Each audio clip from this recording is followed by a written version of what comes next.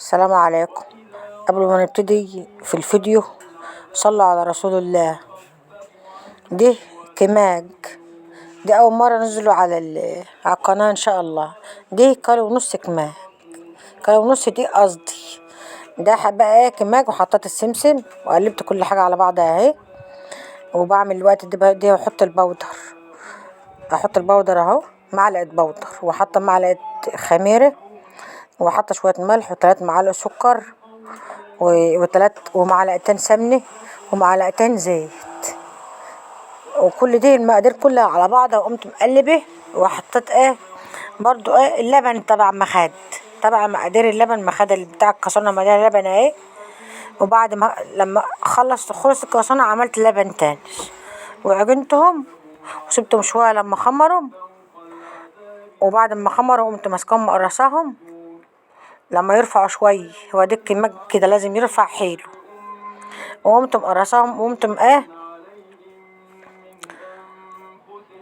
انا هعجن اهو بقى فيهم، بس انا بقولكوا على المقادير في الاول كده، المقادير بتاعتهم اهو. دي السمنه مع معلقتين سمنه بلدي يعني، وبرده معلقتين زيت، لان الكمامة ما بحبش الحاجات كتير، السوائل بتاعته مبقاش لازم كتير. ومعلقه خميره ومعلقه باكو بودر ومعلقتين سكر، ونقلب كله ببعضه مع بعضه.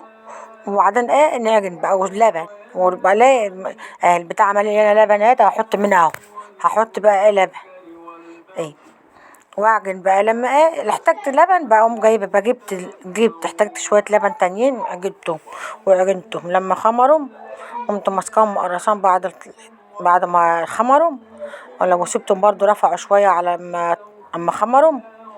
بعد ما قرصتهم سبتهم شويه خمروا برضو رفعهم شويه. هجيب لبن تاني كمان برضه، لان لسه هيحتاج شويه لبن كمان. وقمت ايه ماسكاهم بعد كده سبتهم بقى يخمروا شويه الزيت اهم، برضه ايه يعني قيمه معلقتين زيت كده او 3، بس ما بياخدش الكماج، ما بياخدش حاجات من دي كتير. وحاطه سمسم وحاطه ملح وكده. خلاص خلصت عجينه اهو، هسيبهم يخمروا بقى. وبعد كده هقرصهم واسيبهم ايه لما برضه يرفعوا بعد التقريص. وبعد كده هقوم ايه اسيب بعد التقرص برضه اعملهم ابططهم واحطهم على هدمه، على صينيه وعلى هدمه، واحط كل من بعضهم كده، كل واحده كل 2 4 من بعض، واقلب الهدم واحط برضه واقلب الهدم. لما ايه يخلصوا خالص طبطيت انا هقرصهم بقى.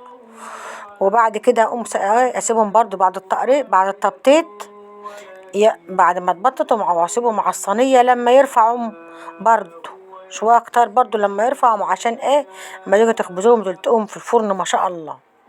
دي كماك، دي اول مره انزل على القناه كماك ان شاء الله. بعد كده هعمل البسكوت ان شاء الله وانا قرصتهم اهو، وهنعمل البيتزا وهنعمل كل حاجه هنعملها ان شاء الله على القناه. وعاوزاكم كده ايه تقفوا جنبي كده والكيكه، وهنعمل كيكه والاكل، هنعمل كل حاجه هنعملها على القناه. وانا برضو عامله ايس كريم وكيكه وحاجات، وهنزلهم برضو على القناه. كل حاجه اللي بعملها بنزلها على القناه، والله اللي يعني اللي بعمل اي حاجه بقوم منزلها. هي القناه هي بتسليني وانا قاعده، بدل ما انا قاعده فاضيه، هي اللي بتسليني والله. والله من يوم ما فتحت القناه دي يمكن انا صحصحت والله. وعاوزاكم تقفوا معايا يعني وتفعلوا الجرس وتشتركوا في القناة، عشان القناة تكبر بكم يعني ما بطلبش حاجة كبيرة، يعني انا بطلب بس تشتركوا في القناة وتفعلوا الجرس وتعملوا اللايكات عشان القناة تتفعل، لان هي لسه ايه القناة بادئة جديد وما اتفعلتش. ودي كمان جواد ببطط اهوتي. لما خلصوا بقى لما يخلص خلاص هسيبه بقى يرفع. لما يرفع وبعدين بقى ان شاء الله اطلع اخبزه فوق في الفرن. انا حاطه الفرن على السطح واخبزه على السطح في الفرن. ما شاء الله والله كانوا ما شاء الله شويه كماك زي العسل، ما شاء الله كانوا طالعين ما شاء الله يعني. عقبال المره الجايه. المهم ما تنسوش بقى الاشتراك في القناة وتفعلوا الجرس وتقولوا رايكم في الفيديوهات اللي انا بعملها وكده. وانا عامله ايس كريم وعامله، انا بخبزهم اهو. ما شاء الله الكمام طالع حلو ازاي، ما شاء الله. اه والله ما شاء الله كان طلع زي العسل، ما فيش واحدة طلعت وحشة، ما قباتش، كله ما شاء الله زي العسل. قد ايه كان جميل بتاعه. اه اهم طلعوا خلصوا خلاص كده. اهم ان شاء الله. شوف اللهم صل على النبي على حلاوته، ما شاء الله.